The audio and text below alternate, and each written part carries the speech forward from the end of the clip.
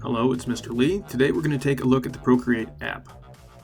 So the first thing we need to do is make sure that the Apple Pencil is connected, uncap it, and plug it into the bottom of the device. It should automatically pair. You can check that out in the Bluetooth settings just to make sure it's connected. Then we're going to click on the Procreate app, which looks like a colorful piece of toothpaste. We'll create a new canvas. Screen size will do. That's our first option right up at the top. We can adjust both brush size and brush transparency with the two sliders that are right at the left part of the screen. 2-finger tap will undo, a 3-finger tap will redo. There's a brush icon up at the top that stores hundreds of brushes in a library. Those are a lot of fun to work with. The smudge tool is right next to that. It looks like a finger, and it'll smudge just like your hand would with artwork. And the eraser tool erases just like an eraser in real life. The layers menu is the stack squares next to that. You can select, group, move, and choose layer effects in there.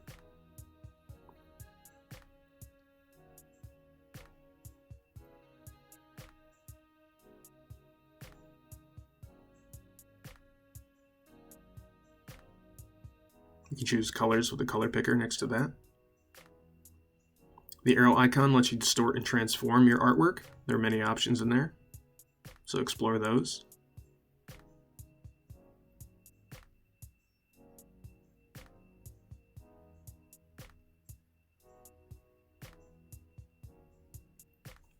The S tool makes smaller selections. There's a freehand one, there's also a square one.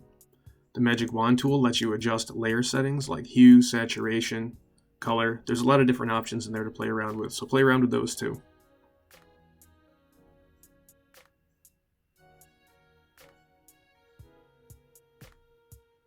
Two-finger swipe or pinch and zoom moves the canvas or makes it larger or smaller.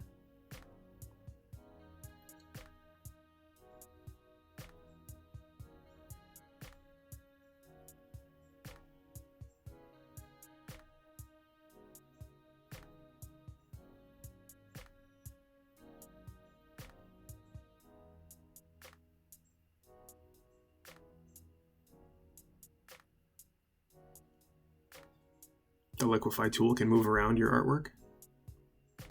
The wrench icon lets you save and export your work. You can email it yourself or put it into Google Drive. It's very handy.